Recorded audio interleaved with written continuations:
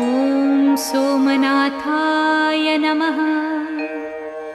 ॐ मल्लिकार्जुनाय नमः। ॐ महाकालेश्वराय नमः।